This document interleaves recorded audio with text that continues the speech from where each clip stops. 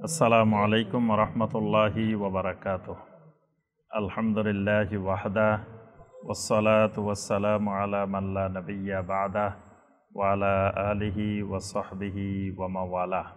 13 নম্বর কবিরা গুনাহ আকলু মালিল ইয়াতীম ওয়া যুলমুহু। এতিমের সম্পদ খাওয়া, এতিমের সম্পদ খাওয়া, এতিমের প্রতি জুলুম করা, এটা কবিরা গুনাহ। সূরা আন-নিসার 10 নম্বর আয়াত, ইন্নাল্লাযীনা ইয়াকুলুনা আমওয়ালাল ইয়াতামা যুলমান ইন্নামা ইয়াকুলুনা ফি বুতুনিহিম নারা ওয়া সায়াসলাউনা সাঈরা। যারা এতিমের সম্পদ খায় অন্যায়ভাবে, তারা তাদের পেটের ভিতরে জাহান্নামের আগুন খায়। আল্লাহ পাক বলেন তারা তাদের পেটের মধ্যে জাহান্নামের আগুন খায় এবং তারা অচিরেই সাঈরের মধ্যে, জাহান্নামের মধ্যে প্রবেশ করবে। সূরা আল-আনআমের 152 নম্বর আয়াত, ওয়ালা তাকরাবু মালাল ইয়াতীমি ইল্লা বিল্লাতি হিয়া আহসান। খবরদার, এতিমের সম্পদের ধারে কাছেও যাইও না। আমরা একটু আগে 7টা মুবিকাত বলছি, তার মধ্যে একটা মুবিকাত হলো আকলু মালাল ইয়াতীম। 5 নম্বর ধ্বংসাত্মক কবিরা গুনাহ হলো যে এতিমের সম্পদ খাওয়া। আর কাফেরদের বৈশিষ্ট্য ছিল আরাআইতাল্লাযী ইউকাযযিবু বিদ্দীন ফাযালিকাল্লাযী ইয়াদুল ইয়াতীম। এতিমকে গলা ধাক্কা দিয়ে তাড়িয়ে দেওয়া। 14 নম্বর কবিরা গুনাহ যেটা আল কাযিবু আলাল্লাহি আযজা ওয়া জাল ওয়া আলা রাসূলিহি সাল্লাল্লাহু আলাইহি ওয়াসাল্লাম। আল্লাহ এবং আল্লাহ রাসূলের ব্যাপারে মিথ্যা আরোপ করা, এটা কবিরা গুনাহ। মিথ্যা আরোপ করাটা কেমন? আল্লাহ রব্বুল আলামিন বলেন নাই, এটাকে আল্লাহর কথা বলে চালাই দেওয়া। আল্লাহ রসুল সাল্লাল্লাহু আলাইহি ওয়াসাল্লাম বলেন নাই, আল্লাহ রসুলের কথা বলে চালাই দেওয়া। যেমন জাল হাদিস, মিথ্যা হাদিস, এগুলো হলো রাসূলের ব্যাপারে মিথ্যা বলা। আল্লাহর ব্যাপারে মিথ্যা বলা, আল্লাহ যেটা বলেন না এটা বলা, অথবা আল্লাহ বলছেন যেটা সেটাকে বিকৃত ব্যাখ্যা করা। যে ব্যাখ্যা সাহাবায়ে কেরাম করেন নাই, তাবেঈনে কেরাম করেন নাই, তাবেঈনে কেরাম করেন নাই, সালাফেরা করেন নাই, এর বাহিরে নিজেরা মন মতো ব্যাখ্যা করা, এটা আল্লাহর ব্যাপারে মিথ্যা আরোপ করা। সূরা সফফের 7 নম্বর আয়াত, ওয়ামান আযলামু মিম্মান ইফতারা আলাল্লাহিল কাযিবা ওয়া হুয়া ইউদা ইলাল ইসলাম। ওই ব্যক্তির চেয়ে বড় জালেম আর কে হইতে পারে যে আল্লাহর ব্যাপারে মিথ্যা রচনা করে। সূরা জুমারের 60 নম্বর আয়াতে আল্লাহ পাক বলেন, ওয়া ইয়াউমাল কিয়ামাতি তারাল্লাযীনা কাযাবু আলাল্লাহি ওয়ুজুহুহুম মুসওয়াদ্দা। কিয়ামতের দিন দেখবে যারা আল্লাহর ব্যাপারে মিথ্যা রচনা করেছিল তাদের চেহারাগুলো কুচকুচে কালো হয়ে গেছে।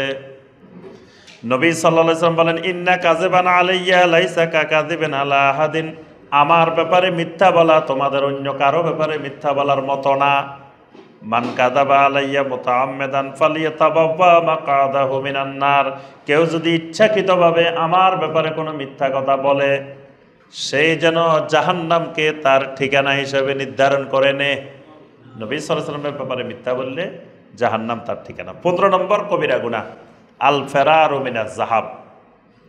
জিহাদের ময়দান থেকে পালিয়ে যাওয়া আমিরের অনুমোদন ছাড়া, অথবা যুদ্ধের কৌশলবিহীন, যুদ্ধের কৌশলের জন্য পিছনে যাওয়া লাগে, সামনে আসা লাগে, স্থান পরিবর্তন করা লাগে, এরকম কৌশল ছাড়া যুদ্ধের ময়দান থেকে সে গোপনে পালাই যাবে। এই পালাই যাওয়াটা একটা কবিরা গুনাহ। সূরা আল-আনফালের 16 নম্বর আয়াত, ওয়া মাই ইউআল্লিহিম ইয়াউমাইযিন দুবুরাহু ইল্লা মুতাহাররিফান লিকিতালিন আও মুতাহাইয়িজান ইলা ফিয়াতিন ফাকাদ বাআ বিগাদাবিন মিনাল্লাহ ওয়া মাওয়াহু জাহান্নাম। যেই লোক যুদ্ধের ময়দান থেকে পিছনের দিকে পালিয়ে যায়, ইল্লা মুতাহাররিফান লিকিতালিন, তবে যুদ্ধের কৌশল ছাড়া, আও মুতাহাইয়িজান ইলা ফিয়াতিন, অথবা তার দলের অন্য কারোর সাথে যোগ দেওয়ার উদ্দেশ্য ছাড়া, ফাকাদ বাআ বিগাদাবিন মিনাল্লাহ, সে আল্লাহর গজবের শিকার হবে। ওয়া মাওয়াহু জাহান্নাম, এবং তার ঠিকানা জাহান্নাম। এবং 7টা যে সাবুল মুবিকাত ধ্বংসাত্মক কবিরা গুনাহ, তার মধ্যে একটা হলো ওয়া তাওয়াল্লি ইয়াউমাজ যাহাফ। নবী সাল্লাল্লাহু আলাইহি ওয়াসাল্লাম বলছেন যুদ্ধের ময়দান থেকে, জিহাদের ময়দান থেকে পালিয়ে যাও। 16 নম্বর কবিরা গুনাহ গাসসুল ইমাম আর রাইয়া ওয়া যুলমুহু লাহুম। যিনি মানুষের নেতা হবেন, নেতা তার প্রজাদের সাথে প্রতারণা করা, প্রজাদের উপরে জুলুম করা, এটাও একটা কবিরা গুনাহ। অর্থাৎ সেটা যেই পর্যায়ের হইতে পারে, রাষ্ট্রপ্রধান হইতে পারে, তারপরে নিচের লেভেলে হইতে পারে, যেই পর্যায়ে যিনি নেতা হবেন জনগণের, যাদের নেতা, যাদের ইমাম, তাদের উপরে তাদের সাথে প্রতারণা করা, তাদেরকে ভোটের আগে বলছে আপনাদেরকে এটা এটা করে দিব, জনগণ তো খুশি হয়ে তারা নেতা বানায় দিছে, পরে আর খবর নাই এগুলার, তাহলে সে জনগণের সাথে প্রতারণা করছে। এই প্রতারণা করা কবিরা গুনাহ।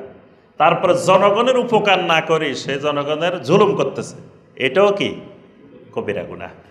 এই ব্যাপারে আমরা অনেক হাদিস আছে, আমরা শুধু সংক্ষেপে কয়েকটা হাদিস বলবো। সূরা শুআরা 227 নম্বর আয়াত, ওয়াসায়ালামুল্লাযীনা যালামু আইয়া মুনকালাবিন ইয়ানকালিবুন, অচিরেই জালেমেরা জানতে পারবে তারা কোন দিকে প্রত্যাবর্তন করতেছে, মানে জালেমদের পরিণতি ভালো না। কুল্লুকুম রাইন ওয়া কুল্লুকুম মাসউলুন আন রাইয়াতিহি, নবী সাল্লাল্লাহু আলাইহি ওয়াসাল্লাম বলেন তোমরা প্রত্যেকেই এক একজন দায়িত্বশীল, আর তোমাদের অধীনস্থদের সম্পর্কে তোমাদেরকে আল্লাহর কাছে জবাবদিহি করা লাগবে। এজন্য পরিবারের স্বামী যে, সেও কিন্তু তার স্ত্রীর দায়িত্বশীল, ছেলেমেয়ের দায়িত্বশীল। স্ত্রীর ব্যাপারে ছেলেমেয়ের ব্যাপারে তাকে জবাবদিহি করতে হবে। এইভাবে যিনি সমাজের নেতা, যিনি ইউনিয়নের নেতা, যিনি উপজেলার নেতা, যিনি জেলার নেতা, যিনি রাষ্ট্রের নেতা, যিনি একটা আসনের নেতা, এই সবাইকে আল্লাহ রাসূল বলছেন মাসউলুন আন রাইয়াতিহি, আল্লাহর কাছে তার অধীনস্থদের ব্যাপারে জবাবদিহি করা লাগবে। আল ইমামু রাইন ওয়া মাসউলুন আন রাইয়াতিহি, যিনি ইমাম রাষ্ট্রপ্রধান হবেন তিনিও একজন দায়িত্বশীল, তিনিও রাই, তিনিও একজন রাখাল, তাকেও তার অধীনস্থদের ব্যাপারে আল্লাহর কাছে জবাবদিহি করা লাগবে। মা মিন আবদিন ইয়াস্তারঈহিল্লাহু রাইয়াতান ইয়ামুতু ইয়াওমা ইয়ামুত ওয়া হুয়া গাশুন লিরাইয়াতিহি, আল্লাহ যদি তার কোনো বান্দা অথবা বান্দিকে জনগণের উপরে নেতৃত্ব দেওয়ার যোগ্যতা দেন, জনগণের উপরে আল্লাহ কোনো ব্যক্তিকে কি করছেন, নেতা বানাই দিচ্ছেন, তাহলে নেতা বানানোর পরে আল্লাহ রাসূল বলেন ইয়ামুতু ইয়াওমা, সে যেদিনই মারা যাক, ওয়া হুয়া গাশুন লিরাইয়াতিহি, যদি সে তার অধীনস্থ প্রজাদের সাথে প্রতারণা করে, প্রতারক অবস্থায় প্রতারণা করে যদি সে মারা যায়, ইল্লা হাররামাল্লাহু আলাইহিল জান্নাহ, আল্লাহ রাব্বুল আলামিন আল্লাহর জান্নাতকে তার জন্য হারাম করে দেন, তার জন্য হারাম করে দেন। এর জন্য সাহাবায়ে কেরাম সবসময় নেতা হওয়া থেকে দূরে থাকতেন, নেতা হওয়ার কথা শুনলে পালাইতেন, কারণ নেতা হয়ে জান্নাত হারাইতে হবে, নেতা হয়ে কি করতে হয়, জান্নাত হারাম হয়ে যাবে যদি সে জনগণের সাথে তার অধীনস্থদের সাথে কি করে, প্রতারণা করে। এটা সহিহ আল বুখারীর হাদিস, সহিহ মুসলিমের হাদিস। ফালাম ইয়াহুতহা বিনুসহিহি লাম ইয়াজিদ রাহিয়াতাল জান্নাহ, বুখারীর আরেক riwayat, যদি নেতা যদি তার অধীনস্থদের কল্যাণ কামনা না করে, তার অধীনস্থদের কল্যাণ না আছে, খারাপ চায় বা জুলুম করে, খারাপ কিছু করে, তাহলে সে জান্নাতের সুগন্ধিও পাবে না, জান্নাতে তো যাবে না, জান্নাতে সুগন্ধিও পাবে না। সহিহ মুসলিমের আরেকটা হাদিস, মা মিন আমিরিন ইয়ালিয়া উমুরুল মুসলিমিন থুম্মা লা ইয়াজহাদু লাহুম ওয়া ইয়ানসাহু লাহুম ইল্লা লাম ইয়াদখুল মাআহুমুল জান্নাহ, কোন আমির যাকে মুসলমানদের আমির বানানো হয়েছে, নেতা বানানো হয়েছে, এরপরে সে তাদের কল্যাণ কামনার চেষ্টা করে না, তাদের উন্নতির চেষ্টা করে না, তাদের ভালো করার চেষ্টা করে না, লাম ইয়াদখুল মাআহুল জান্নাহ, সে জান্নাতে যাবে না, সে তাদের সাথে জান্নাতে প্রবেশ করবে না।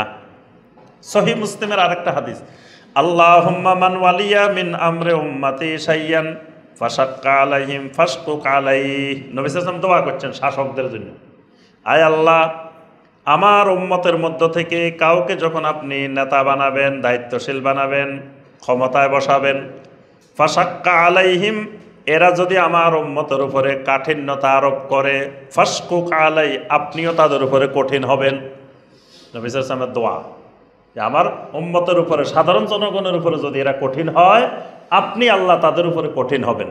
ওয়ামান ওয়ালিয়া মিন আমরি উম্মতি শাইয়ান ফারাফাকা বিহিম ফারফুক বিহি, আর এরা নেতা হওয়ার পরে যদি আমার উম্মতের উপরে কোমল হয়, মানে ভালো হয়, সহনশীল হয়, তাহলে ফারফুক বিহি, আপনিও তাদের প্রতি কোমল হয়ে যান। সুবহানাল্লাহ।